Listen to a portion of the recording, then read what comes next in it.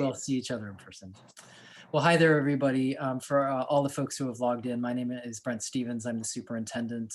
You have logged into a special town hall for high school families to talk about school reopening at the high school level. I'm joined by a few folks this evening who are going to serve as my co-panelists. So first, Principal Juan Regosa. Thanks, Mr. Regosa, for joining us. He and I are doing 2 town halls today. We finished a student town hall earlier in the afternoon, and I'm glad to be doing a second. And then we have 2 parent panelists who are with us this evening. You can see that we're reacquainting ourselves with each other. So first we have parent Tamara Mays. Could I ask you, Ms. Mays, to introduce yourself to the group? Hi, my name is Tamara Mays, and I have 3 students in the Berkeley community. I have a freshman, a sophomore, and a junior. And thank you again for being here. And then Ms. Loving, could I ask you to do the same thing?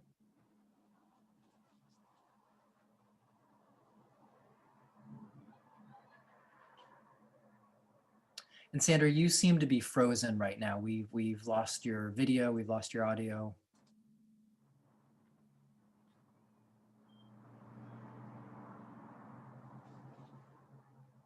Sandra, are you there? Okay, I'm here. There you are. Okay. So when your students complain about Wi-Fi issues, it's real. Sorry about that delay. My name is Sandra Levine, and I have 2 kids at Berkeley High, a 10th grader and a 12th grader. And I also serve as the PTSA president for Berkeley High School. And I'm happy to be here tonight. Yeah, thank you. So let me just describe for a second. Both of our parent panelists are here really just to represent the parent voice. You both have open permission just to cut in at any point you want to ask a question that you think any of our parent observers might be interested in. So of course we couldn't have 100 people participating in tonight's town hall. So you're please feel free to cut in, ask questions, deepen questions, make observations that you think will just enrich the experience for parents who are observing. We're also joined by Jessica Lopez-Tello, who is assistant to the superintendent. Jessica, could I ask you to say a quick hi? Hi, everyone. Again, Jessica Lopez, and I am the assistant to the superintendent. Welcome. Great. So as we go through tonight's sort of presentation, we hope to make this as interactive as we possibly can.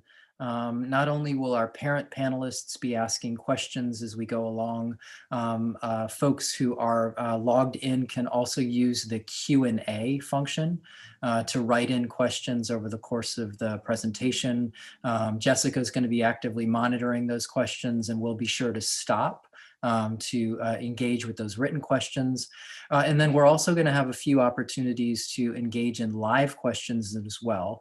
So if you're interested in asking a question live, you can raise your hand.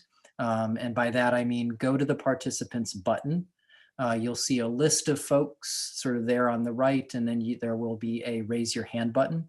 A little blue hand will show up that we're paying attention to, and we will have an opportunity to invite live questions from folks who would like to do that. And I see there's a couple now already starting to raise their hand. So with that, let's jump in. I guess one more thing I should say is that we are recording this town hall. We plan to make the link available on our website so that if you want to go back and review it, you liked it that much, or you want to share it with other families, all of that is possible as well. So I will share my screen, and we're going to jump into this presentation and discussion.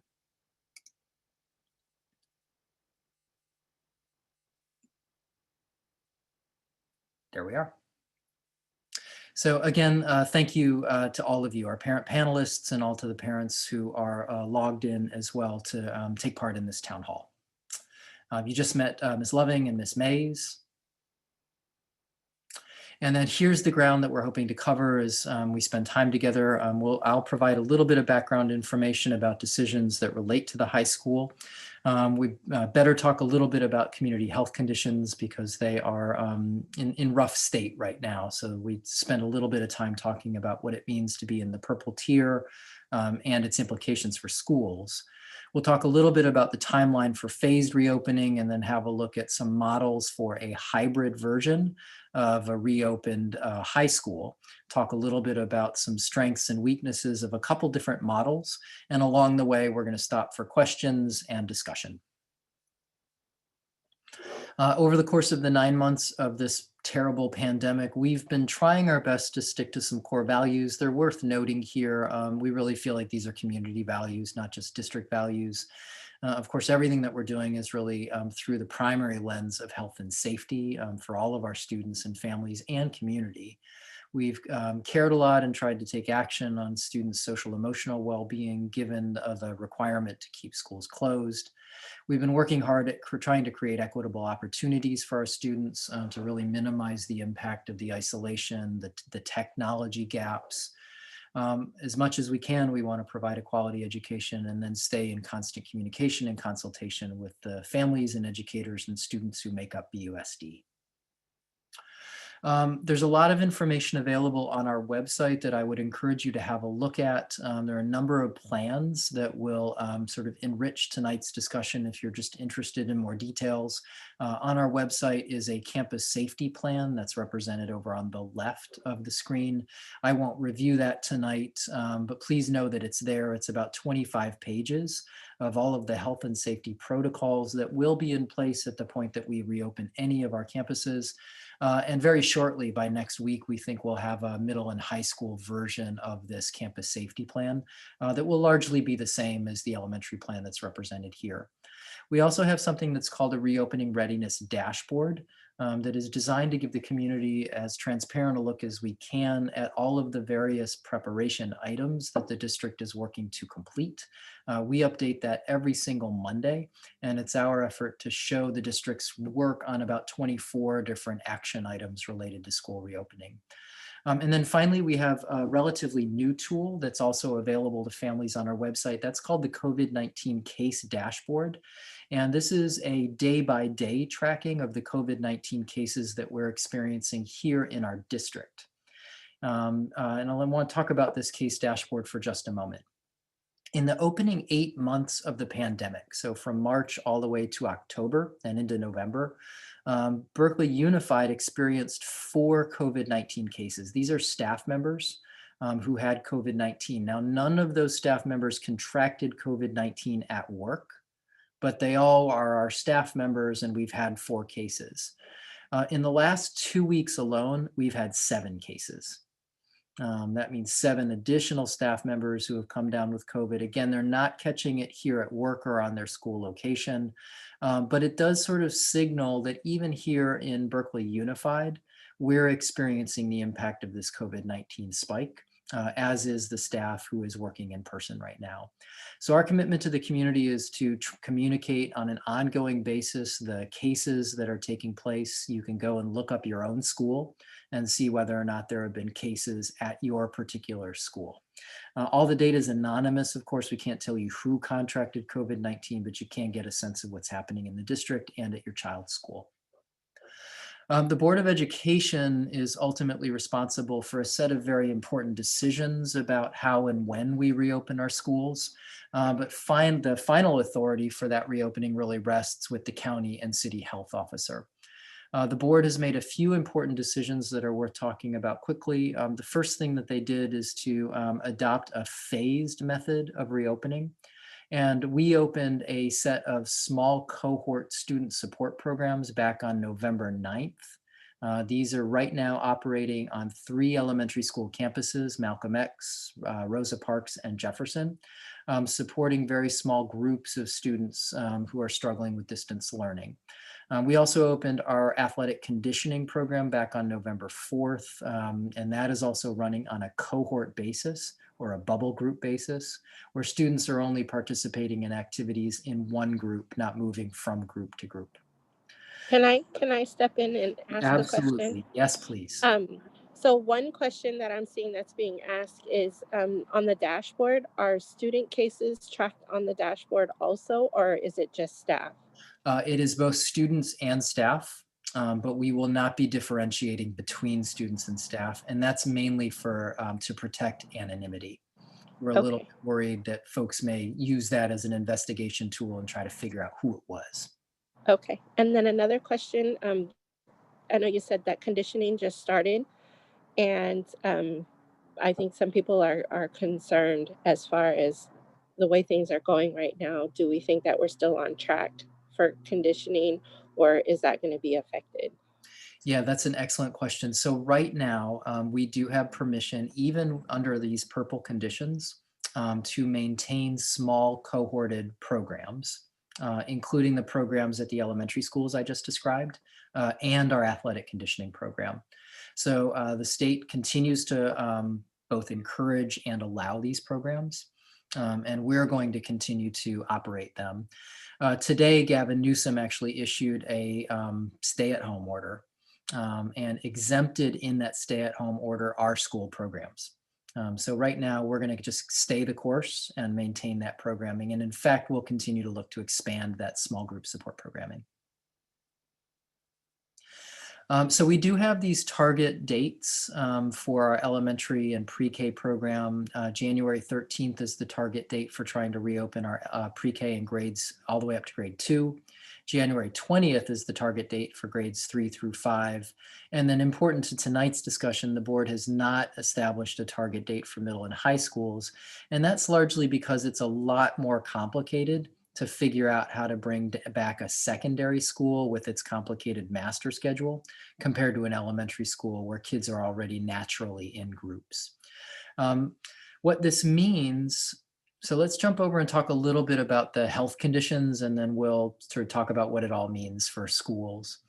So it was way back in the summer that the state introduced this new tiering system for thinking about transmission rates. We started back in the summer when at the introduction of this system in the purple level. By September 22nd, we had moved into the orange. And by October 6th, we were doing well enough as a county and a city to move into the, we moved into the red and then into the orange by October 6th. And we began to get permission first to open up small groups, then elementary schools, and we even got permission to open up middle schools in November, if we could do that safely in keeping with all of these requirements. Now, Berkeley Unified was not ready to do it way back then. We still had a lot of work on that preparedness dashboard to complete. We're in a different situation now and are working to be ready when we get permission again, but we were not ready. In fact, no district in Alameda County was able to open up any of its schools during that first sort of September and October window. Now, however, we're back in purple. And what this seems to be a darkening shade of purple, that things actually are sort of heading in the wrong direction here and, as you all know, around the country. What this means for us is that our cohort-based programs, just like Ms. Mays asked, they're still permitted. We're still allowed to do that under state guidance. And so it means that not only can we keep them open, we can actually expand them even under these conditions. But remember, these cohort-based programs are probably the safest way. They maximize every possible layer of precaution that we can exercise short of just sending kids home. Schools and districts that didn't open have to stay closed. That's us. Schools and districts that open can stay open. And again, no public district pulled it off. There were a lot of private schools that were able to open, and they'll be able to stay open for now.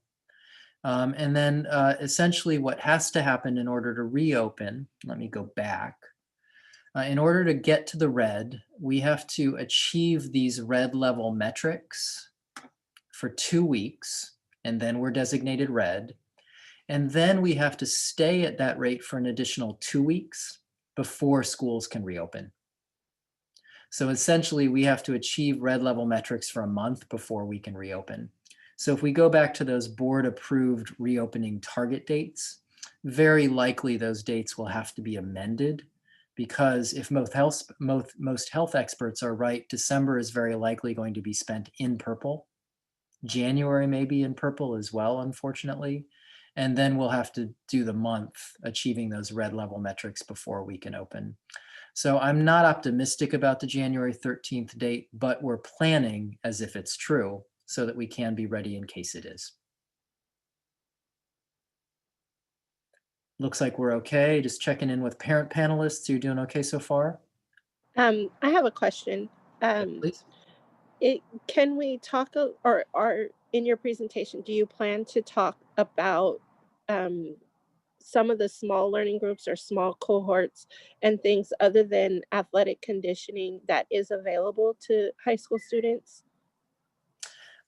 No, so I will do it right now. That's a great Okay. question. Yeah. Okay. So as I said, these cohorts groups are permissible. We're working right now on a set of guidelines that are based on the elementary cohorts and our conditioning program that we're going to be sending out either tomorrow or Monday to our school principals to distribute to teachers.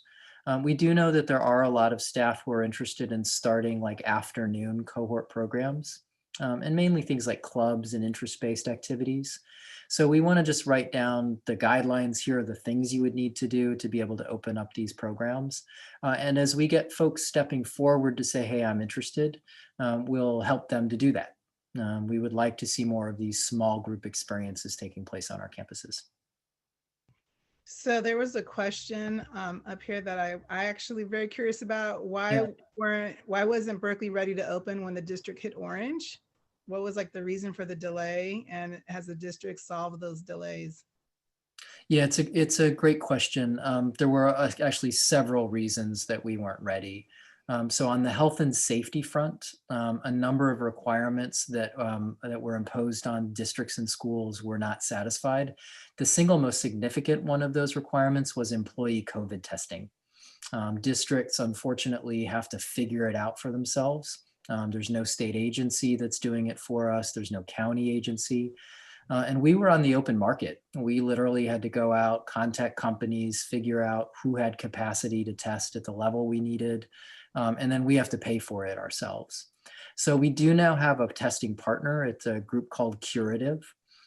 We've actually now are in the middle of our second round of COVID employee testing. Our first round was a bit of a mess, just to be candid. We learned a lot from it. And now we've got a different way to go about testing our teachers. So we just didn't have it arranged, and it was a requirement of us. So that was one reason. Another reason is that the complicated schedules I'm going to show you hadn't been finalized. In fact, they're still not finalized. And that's the work that we're really concentrating on doing in December, just to wrap up these schedules, work out the logistics so that when permission is ready, there's no reason left. We've got the schedules, we've got the testing, the facilities are set up, and that we'll be ready, I think, the second time around.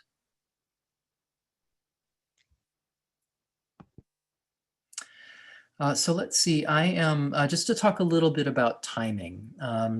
So there's a couple of milestones that I'm really working hard with our staff to accomplish. I've highlighted a couple of them. They're not all related to high school, but they're still important for the district. It really is our intent through the month of December that we're working really deliberately with our 4 labor partners, labor unions, especially our teachers, to be able to design the schedules that are going to work for a teacher's day and that are going to give good things to kids. And I'm really hoping that we have a shared plan to be able to announce for our community for both elementary and for our pre-K programs by the time we go on break on December 18th. And so we've got the gas pedal down really hard on this goal. We're also hoping, though, to be able to get a proposal on the table to all of our unions for middle schools by Monday of this week, of this coming week, so after the weekend. And we're hoping to be able to get a high school proposal to our unions by Friday of next week. So we're really moving pretty quickly. And if we can do all that and continue to sort of work earnestly with all 4 of our unions, I would hope that we've got agreements about high school sometime in mid-January. That's really what I'm hoping for. And that would be prior to the permission being granted, and I think would put us in good shape to be able to then start to be ready at the point that permission is given to us. So that's kind of the way that the timeline looks right now. Happy to entertain more questions about that as we go along, but it's kind of important to situate ourselves on this calendar. A whole bunch of parents have been asking this question: why in the world is the district still engaged in bargaining? Haven't you been doing this since March? Why haven't you finished it up? There are a set of reasons for why we're still working at this. One of the reasons it is significant is that when we shifted over to distance learning and did this new schedule with the terms, the 3 classes, and all these changes, we implemented it without quite knowing how a whole bunch of things were going to work, including things like grading, how report cards were going to work, parent conferences, assessments, supports for special ed and English learners. So we've actually been at the bargaining table. Even though the school year started, we've been really working with our unions to sort of figure this stuff out. Also, since the last time we talked about hybrid learning, there have been changes to state law about attendance and what daily attendance needs to look like. And also, we're learning that our parents' views about the risks of returning their children to campus are changing over time. For example, in the summer, about 25% of our families said that they were not going to send their children back. By October, that number had increased to 43% of their families saying that they would not send their children back. And in our most recent survey of elementary families, which is still open, but we've looked now at the data just yesterday, only 38% of elementary families are saying that they're going to come back under the current conditions. And that really affects what we can offer, the way we would conceive of our model for offering hybrid learning. The more students who are staying home, the more resources we have to put into distance learning. And then finally, yeah, please jump right in, please, Sandra. Yeah, you know what? This has been on my mind, and I know that on the minds of many parents. Yeah. That we keep talking so much about all the planning on returning to school and the high.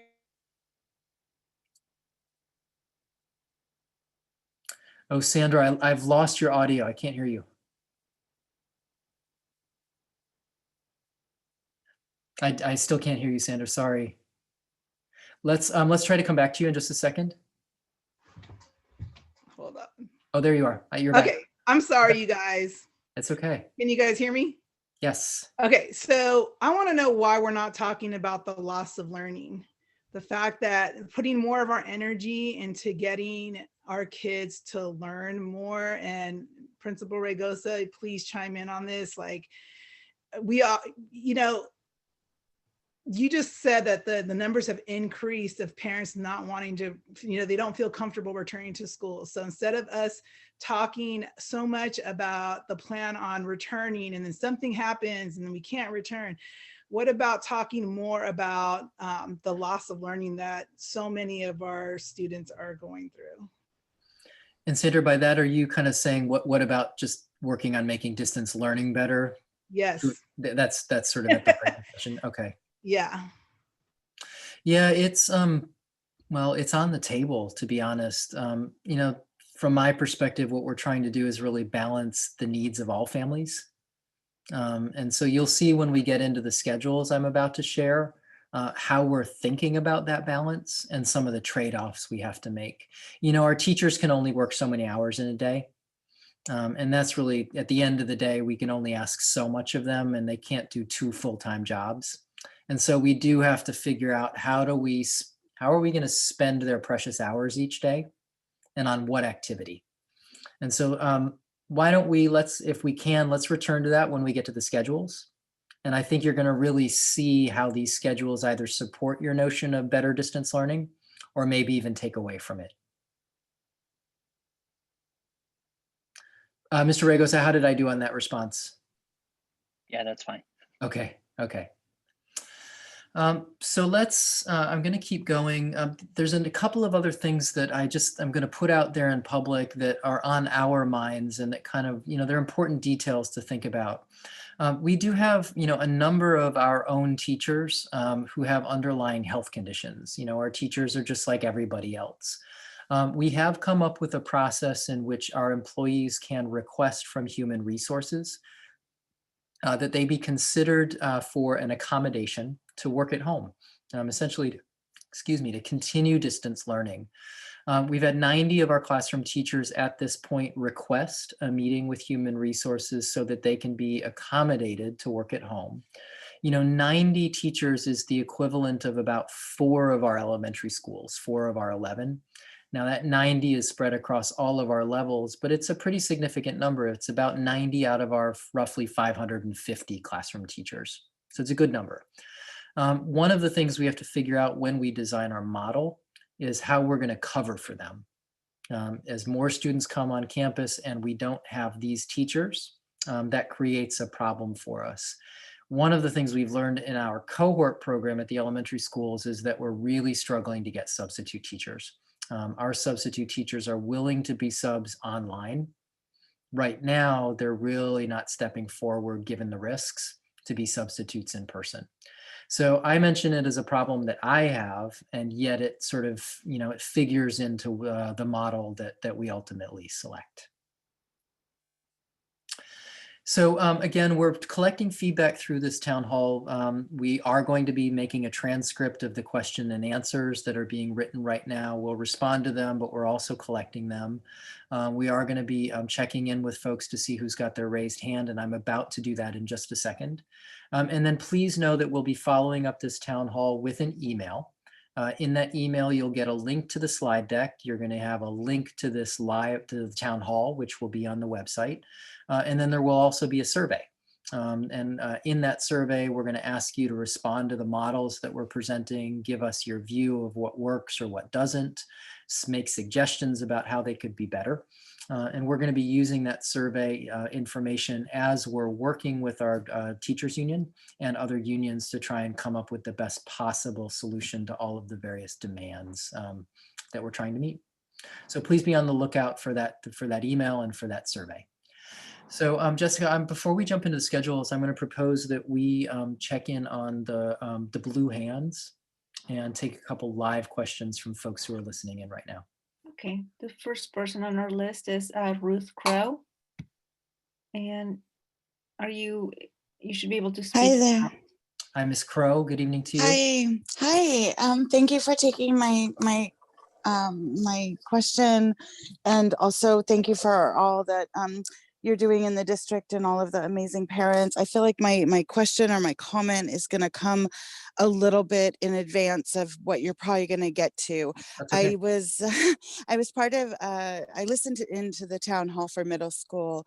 I'm actually a BUSD graduate, and I have a middle schooler at Willard, and I have an 11th grader at Berkeley High. And as I listen into what the proposals are, I guess I want to suggest that we think about also a third path. Not that I'm trying to make things more complicated or more difficult, but it's kind of in vein with what one of the parent panelists was saying, is that my kids desperately want to be back on campus, but it's not as much as they're fairly successful in distance learning, but they want to have opportunities to do sports and PE together and things that could be done outside, or photography, be able to go into the lab or do science projects. So I would really like to see more of a plan that is less about the distance learning classes, because I do think we're going to have to go in and out as the numbers of COVID go up and down. And I think the number of changes that these kids have to go through is part of the trauma of the experience. And the difficulty in adjusting. So I do believe holding continuity is really important, but to provide some experiences on campus that could be done safely. Gotcha. So I also want to just make one other comment. I work at UCSF Benioff Children's Hospital, Oakland. So I am kind of privy to a lot of different research information. And I think there's a lot more emphasis right now on masking, social distancing, hand hygiene, much more so than on cleaning classrooms. I think early on we were really worried about surfaces, and that has not panned out. We've learned a few things about this virus. So I think that information can really help us moving forward as well. So thank you. Thank you very much. I appreciate that comment. Let's take one more live question right now, and then we're going to start to talk a little bit about these schedules. Jessica? Yes, the next person would be Colin Tomikawa. Hopefully Colin, you should be able to speak. Yeah, thanks. It sounds like the question was already answered about teachers unions and being included. How are the teachers unions being included? Yeah, I hope that I've answered that. Colin, does it feel like I have so far?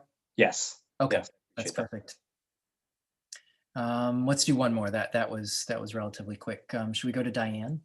Yes. Hi, Diane. You should be able to speak now. Diane?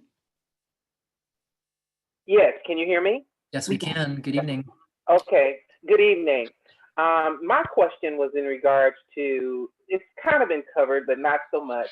And regarding the kids, well, my granddaughter is at Berkeley High and she's a special ed student. And she's not getting, I know she's not getting what she needs with this distance learning. And I am very concerned about that. I would rather see her repeat the grade, you know, under and get more than just be moved along.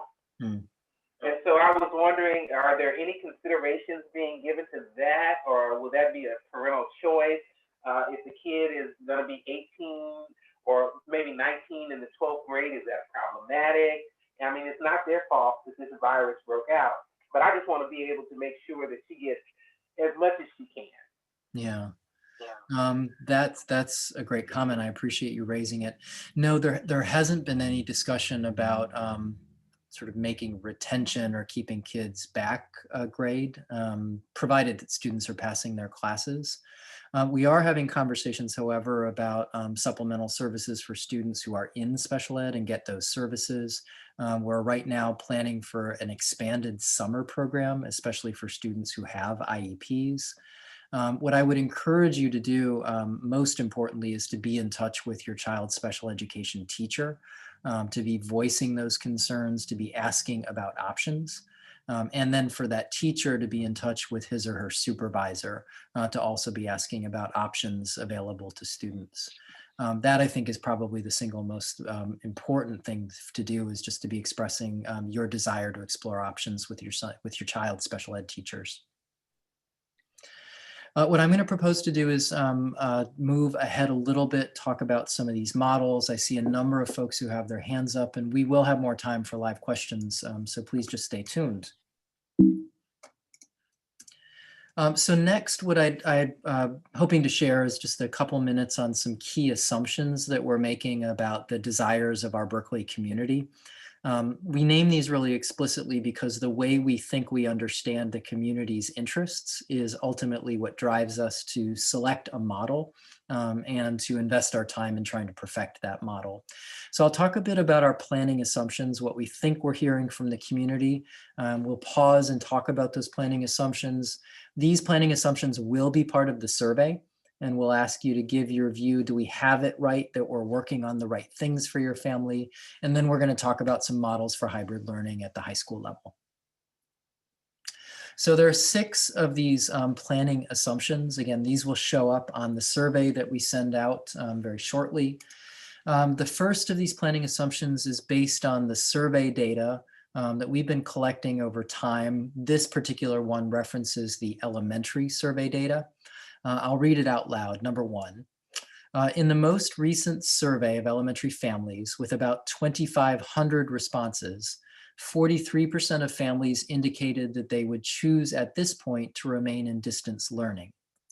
A hybrid model then should be designed to minimize disruptions to the current distance learning program, because a large portion of our families will likely need it still.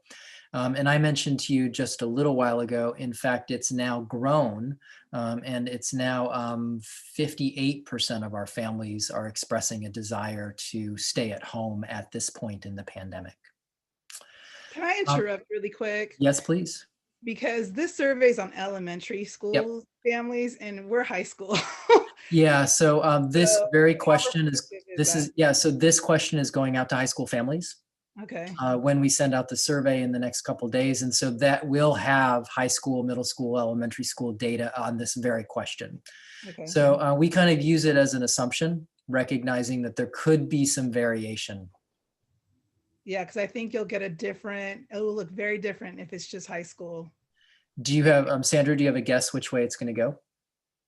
I mean, I think that most high school families would want their kids to go back to school. I mean, I know I have a senior, and if there's any senior parents out there, we all know the kids want to go back. And even if it means having an outdoor classroom and, I don't know what the model would look like, but I do know that most of our high schoolers want to go back. Yeah. So I think that number would be a lot lower. Yep. That's good to know. And soon enough, we're going to find out through this survey. Dr. Stevens, do you happen to possibly be able to recall when you guys did a survey earlier in the year, what percentage of high school parents wanted to do distance learning versus? No, I don't. I remember taking the survey. I just don't recall the Yeah, results of and it. it may have been, I remember generally back in the summer, it was about 25% of families wanting to stay back, keep their kids home at that point. And it may have been similar at the high school level. Okay, I just But thought maybe that would I'm bring some guessing, perspective. yeah, I'm guessing a little bit on that one. I don't know that I remember totally. I'll go on to the second of these sort of planning assumptions. It goes like this: local public health conditions may deteriorate, by that I mean through the rest of the year up until June, which could require the return to distance learning either for individual students, classes, schools, or the district. And because of that, a hybrid model should permit students and teachers to move as easily as possible back into distance learning if it's required. There's a little bit more to say about this particular assumption. It is a requirement that students and teachers go into quarantine if it's determined that they've had close contact with an individual who's tested positive. So part of what we should be anticipating as more and more folks come back onto campuses is that quarantining may be part of a student's experience. And it's partly for this reason, as well as having to move the whole district back into school closure, that we want to make sure that we maintain some flexibility in the model so that kids can go back and forth if they're required, kids and teachers can go back and forth if they're required to quarantine, or in fact, if we have to close the district again. Planning assumption number 3, families and students value their current relationships with their teacher or teachers in your case. A hybrid learning model should maintain current teachers, classes, and student groups as much as we possibly can. So we assume that's true for families, and if it's true for families, we should try to build it into the model that we're working towards. I have 3 more of these. I'll read them aloud. Families want detailed information about a hybrid learning model before they're required to make a selection about their children or child coming onto campus. Therefore, Berkeley Unified should present a hybrid learning model in a lot of detail to the community prior to asking about an enrollment decision. Assumption number 5, families would prefer not to be bound for a long period of time to a single decision about enrolling in either distance learning or hybrid learning. And a hybrid learning model should permit ongoing decisions by families if possible. That means that if a family starts to get nervous, they could go back to distance learning. If a family is starting to feel there's less risk, they could move into hybrid learning and not be bound by a decision only at one point of time. And then the last of these assumptions is that many families report that social and emotional support is a critical need for their children at this time. A hybrid learning model should account for this need and should feature increased time for recreation and community as students are coming back onto campus. So that's an assumption. Again, in the survey, we want to test these assumptions with our high school families to make sure that we're understanding the community's needs accurately, and then using these assumptions to build a model that will work for the largest possible number of students. So before we jump into the schedules, what if, Jessica, we check in on the Q&A and maybe take a couple of those Q&As, the questions in the Q&A, and then we'll move into looking at these schedules. Yes, there were some questions. Given the volatile nature of COVID, shouldn't we strive for stability for the rest of the school year? By that, I mean, keep distance learning with potential opportunities to visit school for labs, etc. That sounds a lot like Sandra's comment. And I think as I go into the first of these models in just a moment, you'll see ways in which this could be true. The first model just builds on distance learning as opposed to trying to replace it. So maybe it is. Jessica, let's do one more of these questions and then I'll jump into the schedules, which I think probably will reveal quite a bit. Sure. Has there been any discussion of prioritizing kids and teachers for vaccinations? Great question. So this is something that I'm following pretty closely. If you followed national news yesterday, you'll know that there was a CDC panel finalized its recommendations to the Centers for Disease Control about vaccine distribution. I've had a chance just to skim their set of recommendations.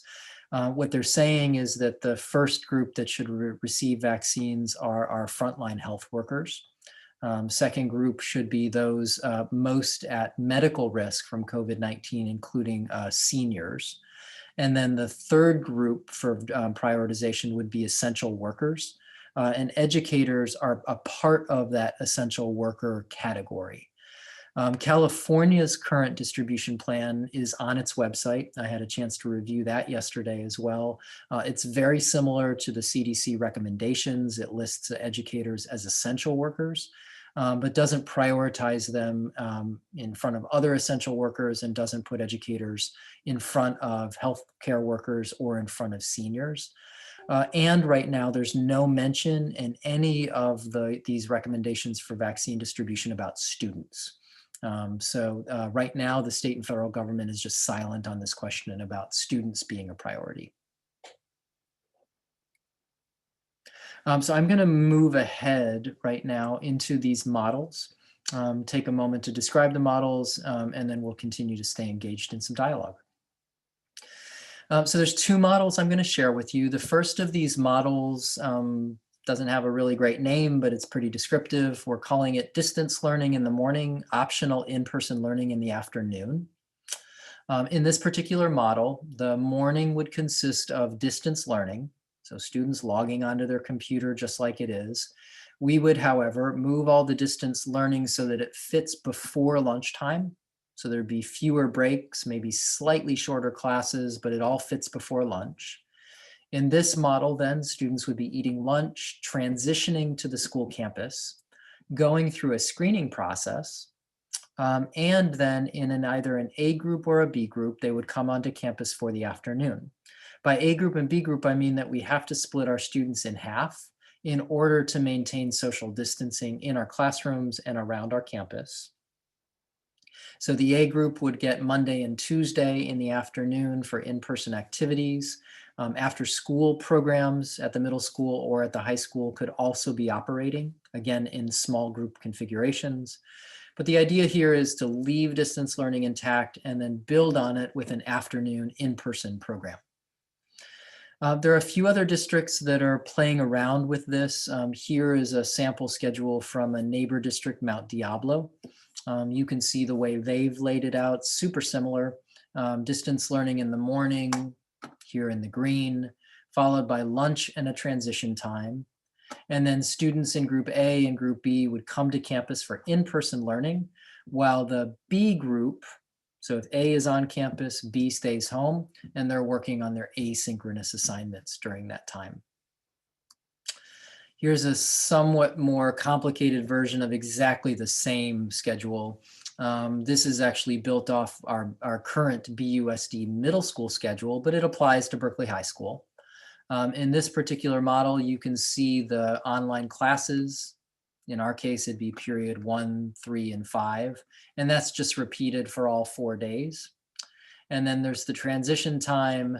And then there's several hours in the afternoon where students could come on campus for a variety of activities that we have yet to define, but that could include clubs, interspace activities, advisories, recreation, and even additional conditioning opportunities. So this is the first of these models. And again, we're just calling it distance learning in the morning, optional in-person learning in the afternoon. It has some advantages and it has some disadvantages, depending on your perspective. So among the things that I consider to be advantageous about this model is its flexibility. As public health conditions change, this model is pretty flexible. All we'd be doing is just closing the afternoon component while the morning component just stays very consistent. It's a little bit easier on staffing. I mentioned earlier in the town hall that we do have a large number of employees who will likely be working from home because of underlying health conditions. And so because this only relies on an afternoon in-person component, it's a little bit easier on staffing. It does have the advantage of consistency for families who will be selecting distance learning for a whole variety of reasons. We don't yet know at the high school level what proportion of our families they represent. And it's also possible in this particular model to maintain cohorting or bubble groups, meaning that a student would only come and be part of one in-person group as opposed to joining multiple groups, which then maximizes or rather increases the potential of transmission and decreases the likelihood that we can do effective contact tracing, which is an important health strategy. Over on the other side of the column, there are some real disadvantages. If you're not a fan of distance learning, this doesn't do a lot for you, and it leaves distance learning intact. We do have the disadvantage still of needing to figure out some substitute staffing for the afternoon portion. Some elements of our teachers' current schedule would be eliminated, like some of the small group support, some of the parent outreach that our teachers are doing.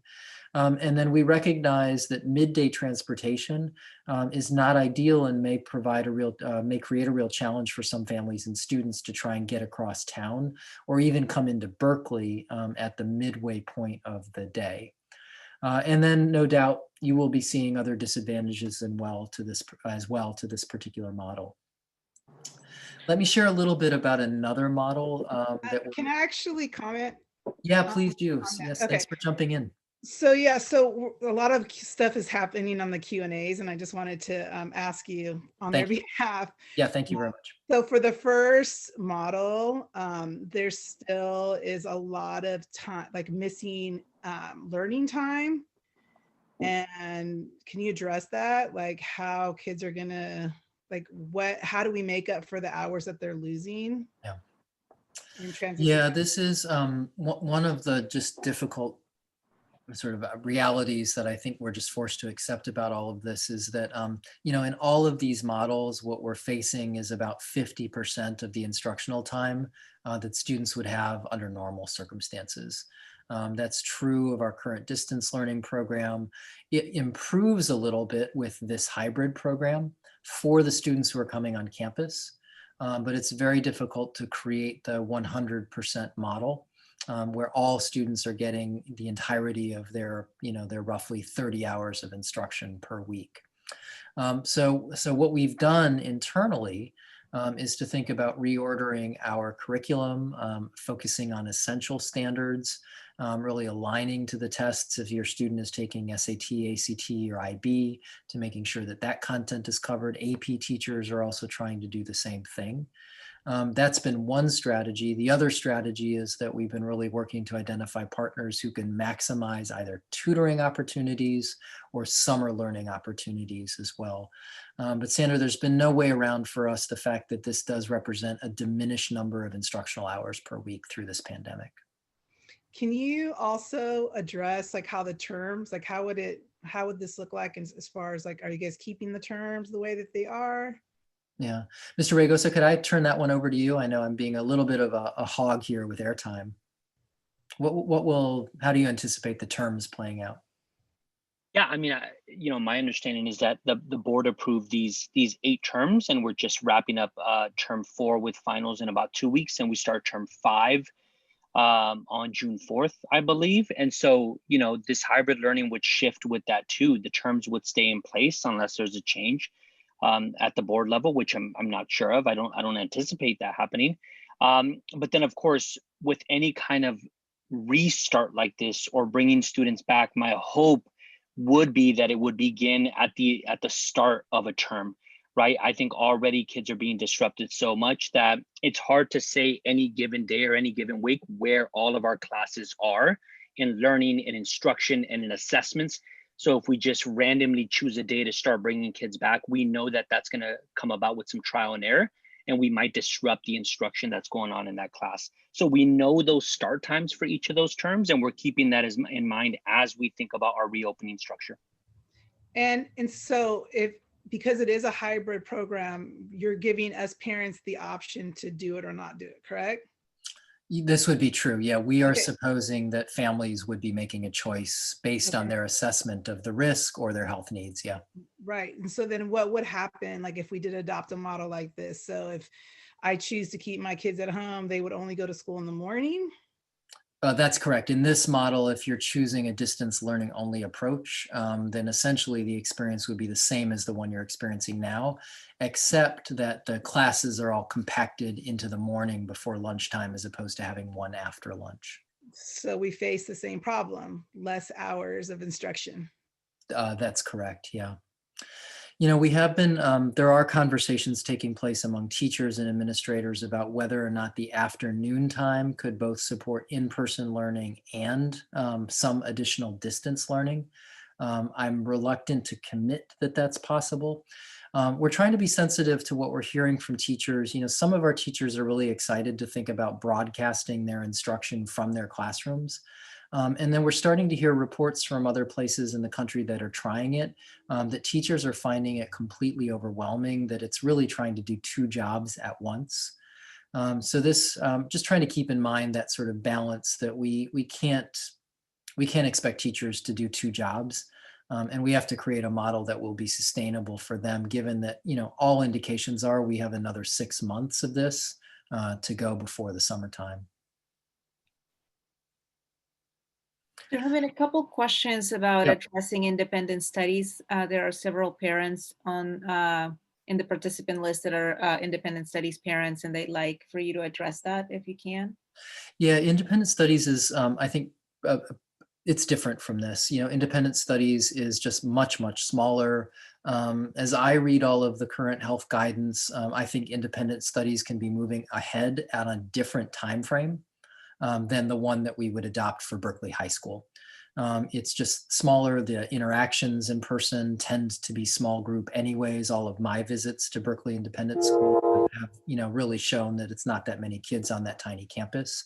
So I would anticipate that we just be moving ahead at a different pace and trying to think about perhaps a more rapid opening for independent study, and that it might even be permissible under conditions that aren't red or orange, that it could be permissible in purple. Let me share the second model with you. It's different than the one I just shared. So let's call this model 2 days per week on campus. In this particular model, students would have to be divided into an A group and a B group. There would then be some students who would actually be in a third group, the distance learning group. They're not coming on campus. All of the students who elect to come on campus in group A would come for Monday and Tuesday.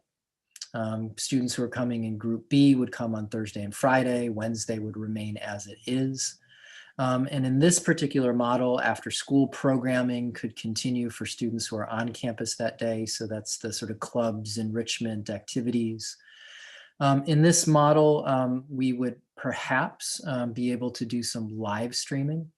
Again, I just talked a little bit about some of the demands we're hearing expressed by teachers, or some of the concerns we're hearing about from teachers about trying to do that.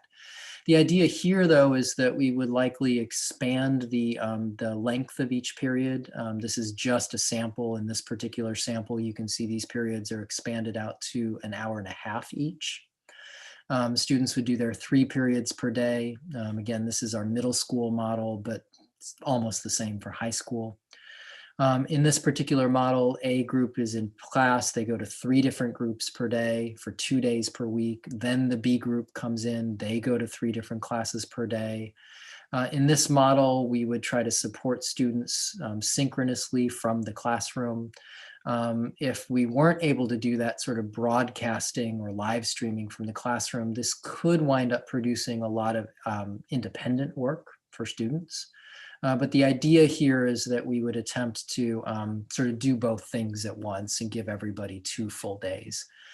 This 2 full days per campus, I think, is really kind of the maximum amount of on-campus time that we're likely to achieve under any condition. And it's the sort of difference between the two models is either 2 afternoons per week or 2 days per week. There are some disadvantages and advantages to this one. I think the single most sort of obvious advantage is that this increases on-campus instructional time. On the disadvantage column, these are sort of things that we'll have to resolve if we can. Substitute staffing is going to be a beast with this model. We would have to identify a substitute teacher who can come on campus to supervise the students who are coming on campus as well. And I shared earlier in the town hall that we're having a really difficult time finding substitute teachers who will work under these conditions in person. The plain truth of it is they're just not available. This particular model does not feature cohorting. There's no bubble groups. Students are moving between groups, which means that the transmission possibilities are increased. And it means that the case sort of investigation and contact tracing possibilities are decreased. This particular model is less adaptable if there are more surges, could mean some regrouping, and it could mean an increase in independent work if it turns out that this live broadcasting method really isn't scalable. And let me talk a little bit more about that. You know, there's a number of things that we'd have to really contemplate with that live broadcasting from the classroom. One is the technology skills of our teachers, the hardware needs of our classrooms, including microphones and audio systems. And then we also have to think about sort of what does that do for the students who continue to struggle with internet connectivity. And if we're really going to sort of double down on that method, what happens for those teachers, for those students who may be having tech access issues. So again, from your perspective as a family member, you'll see more advantages or disadvantages sort of depending on your own view of your child's need. The survey we send out is going to be pretty explicit about the model, and we'll ask you to comment about both of these models. So again, what we're really looking for in each of these models is for you to comment, what do we have right? What do you like? What do we have wrong? What do you dislike? And then how could we make each of these models better for your family? And the survey we send out is going to give you opportunities to respond to the models and to precisely these questions. Can I add something really quick? Yeah, please. Okay, so I just want to be clear for all the parents out there. My kids are doing great with distance learning. They're being supported. They're being very successful. As a mom, do I want to risk my kids going back? No, not really. And so I just want everyone to understand that like there are students that are not attending their classes. They were struggling before COVID. They're struggling even more now. And to be honest, those are the kids that I think about returning back. And so one of the questions that did pop up, I'm not sure who asked the question, about how are we determining who would go back? Like, how would you make these like bubbles, or how would you decide who's in group A and group B? Like what, and I don't know, Mr. Rigosa, if you want to address that question, because that's the thing that what means the most to me, like in general, is the fact that there are kids that are not learning anything right now. And it's not the fault of the teacher. It's just the way that our system is set up right now. It's not designed for success. You know, there was questions popped up about how do we prep the students for SATs and ACTs and like what's going to, you know, so it's so concerning, you know, like on one hand, you know, like I said, my kids are fine. They're being successful, but I know that for the average student, there's the person that's not getting the services that they were getting before. How can we help them more? Fantastic questions. So we're doing exactly that at the elementary level, just to try and figure out how all of this works. These cohort programs that are taking place at Rosa Parks, at Malcolm X, and at Jefferson are doing exactly that. These are students who are selected by their school's intervention team because they're struggling. And they're coming onto campus. They're still doing their distance learning with their teacher who's at home. But they're getting in-person support, they get recess together, they get lunch together, and there's somebody there who can just help them, encourage them, be there to cheer them on. It is possible to design programs at middle and high school that are like that as well. These models are kind of assuming that we would be bringing students on campus who want to come, and then we would be encouraging the students, I think, who most need it to come on if their families consent. so that they could get the advantage of on-campus support as well. Can I also ask a question? Yes, please. So mine is kind of two different questions, actually. First, particularly towards juniors and seniors, do we have a plan for the school to support the SAT, ACT, and the AP testing? Do we have a plan for that for them so that they can kind of know about that? And then another question is, are you going to be having a town hall for the kids in special ed or who are struggling or have disabilities and 504s? Like, are you going to have a town hall specifically for those parents? Because I feel like those needs are drastically different. Yeah. So the answer is yes to both questions. Okay. So about SAT specifically, one of the things that's been astounding to me is that College Board, which is the organization that runs SAT, dropped its online testing platform and is only doing in-person testing. So we were actually required by the county health officer just to close those testing windows. Somehow College Board was expecting that we would bring 400 students into our campus to take a test in the middle of the pandemic. And that's still their expectation. They've just dropped their online option. What we're now doing, so we were forced to close a bunch of sessions. And a lot of schools did the same thing. And so those test sittings have not been available. What we're now going to do is sign up for every available session so that we're hosting PSAT, SAT, and ACT, but we're going to drop the numbers down so that we can do social distancing, so that we're using far larger spaces on Berkeley High School. So we do have a plan to open up those sessions, but the number of seats will be limited compared to the way it used to be. College Board will not let us prioritize our own students. As soon as we open up that session, any kid in the area from any district can sign up for them. So we're going to open up those seats and then do a lot of encouraging of our own students to get on there early and sign up for those tests. And we'll do that through the entire spring. Do we have any resources available to kids to kind of help them figure out how they might be able to get the testing done, even if it's not on campus here? Do we have any kind of resources to tell them, you can maybe look at this campus or look at that campus, or here's another way that you can take the test? Yeah. Mr. Reyes, do you mind talking about sort of what's going on through College and Career Center? Yeah, absolutely. So testing has been one of the most challenging things. I'll echo a lot of what Dr. Stevens had just said. We've been trying to work with College Board and try to get them to update us as soon as possible. Just today, we were working, for example, on the AP test schedule. So their test schedule is set from May 3rd to May 14th. We know the exact dates, and we're trying to work backwards, right? But yet, their website does not give us any information on whether they're once again going to do a virtual test option or an in-person test option. But I recognize it's been hard for families to see the SAT being canceled over and over and over. And what I can say is that through each of those, we've learned a lot that allows us to look ahead to the spring. So for example, we've been able to survey our rooms and see which rooms are well ventilated, which are not, specifically what the number of students that can fit in each classroom. Like Dr. Stevens said, for some of the earlier SATs, we had over 350 students signed up.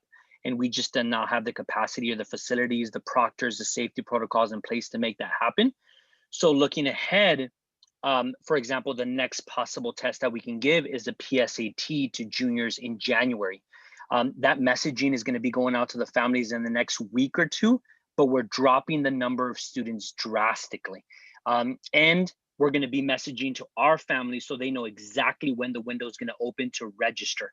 As far as resources, we are working with our college counselors, Mr. David On and Miss Jennifer Hammond and Miss Mary Jacobs. I think students that have questions about the SAT, the PSAT, the ACT should go directly to our College and Career Center.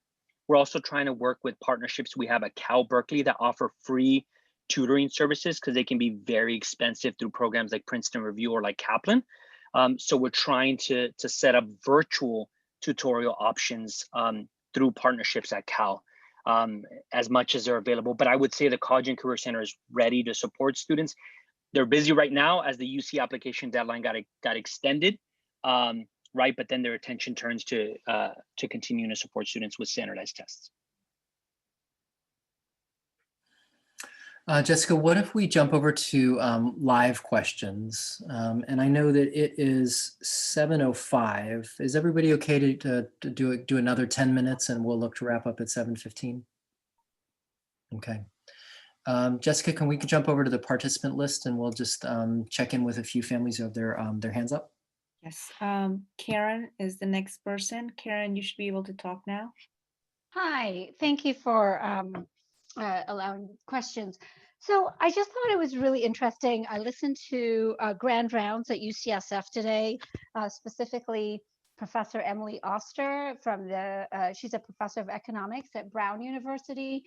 And she was tracking the number of infections in schools throughout the country based on different metrics. And her conclusion was that even in purple, she recommends that all elementary schools be open 5 days a week. They didn't actually find in any state that the rate of infection of teachers in schools was higher than the general population. They of course can't track where the teachers are getting it, but we know that very young kids have lower infection rates. It gets a bit more complicated for middle school and high school, so she didn't have a clear recommendation, but I thought it was really interesting, and I can definitely see if that's a talk that can be shared. I'm not sure we're allowed to share that outside of UCSF, but I thought that was really fascinating. And I just wanted, and I think that, when we base whether or not we're going to open the schools based on what parents want, I mean, of course, that makes sense. But I also think that what parents want is very much based on the information that they're getting. And I think it's really important for schools and superintendents to really keep up to date with the newest research. So, for example, she mentioned that in France, when they had the spike, they really were able to control it by sheltering in place. They didn't allow travel, but all the schools actually throughout high school remained open. So I just think that it's really important to have what parents want, to also be informed by the newest data that's coming out. And I know that's complicated. Yep. Yeah, thank you very much. We're trying to keep ourselves sort of up to date on the research. The decision-making authority here locally is a bit different. Right now, we're under the jurisdiction both of the city and county health officers. They're under the jurisdiction of the state, align pretty closely with the state. And so far, this state and this country have not adopted the sort of schools first approach that we're seeing in Europe. And right now in California, there is no 5 day per week option that's even on the table as part of the state guidance to schools. But I appreciate these comments very much. Let's go on to the next one with thisway.out. Hi, Mr. Stevens, Mr. Wade. Hi there. Most of what I was going to say, you can see in the question answer here. I was excited to go back to work. I went back to elementary school, and I was saying the whole time that if we teach procedure and we really get on that, and before we teach academics, then we could possibly make it work. But when I got there, I can tell you, first 10 minutes, I could tell that the students hadn't been trained or taught procedure for 10 minutes worth of time. There's just a lot of things going on that when I was just having discussions with you earlier about safety, I brought up the point of what if a kid is having trouble breathing? Can he go outside, take off the mask? And you said, no, they can't take off a mask no matter what. So I was like, okay, well, we'll go into the classroom and there's kids taking off their mask. And you tell them to put it back on, and then they take it back off. And then you have kids who ask if they can eat in the middle of class, which is something you don't allow, no matter what, in a regular classroom. You wouldn't do this at all, but we do. For whatever reason, we did that. And the kid just starts eating. Well, they might be eating for 20 minutes. So that kid doesn't have his mask on. Sure. Can I, and I'm just, And in the interest of time, I'm going to just procedures cut in. I not know. taught. Yep. And we got to teach procedure before you go back to a cohort. Before you go back to cohort, you got to make sure that everybody knows to have that mask on. And it's not okay to just, oh, well, you took it off, put it back on, put it back on. Sure. I It's appreciate not okay. the comments. So that's why.